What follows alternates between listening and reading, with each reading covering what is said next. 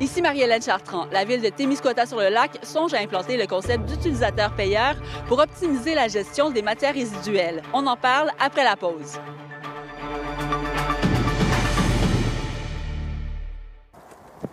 Chaque année, selon les plus récentes données, on estime qu'un seul citoyen de la MRC du Témiscouata envoie près de 270 kg d'ordures ménagères au site d'enfouissement. Nos cellules, où ce qu'on fait l'enfouissement, c'est quand même des millions de dollars à mettre en place, puis ça n'a pas des durées de vie limitées. Réduire le nombre de déchets envoyés au site d'enfouissement permet de faire des économies, mais aussi de réduire les gaz à effet de serre causés par l'enfouissement des déchets et leur transport. Ce qu'on veut tendre avec des approches plus environnementales, c'est de le diminuer au maximum. Tous les services sont accessibles maintenant.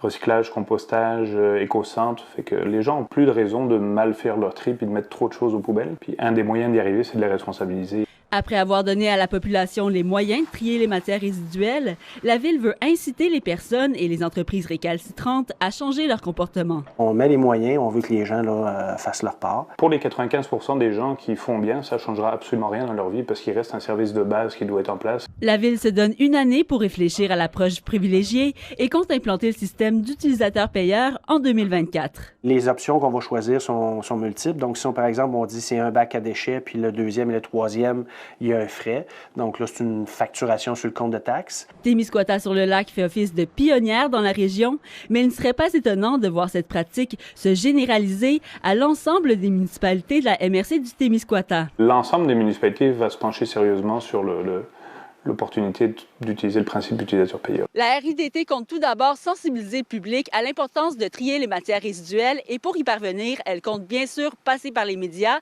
mais également passer par les enfants en espérant que le message se rende jusque dans les foyers. Marie-Hélène Chartrand, CIMT TVA, Dégelis. Les équipes de déneigement ont été très solides.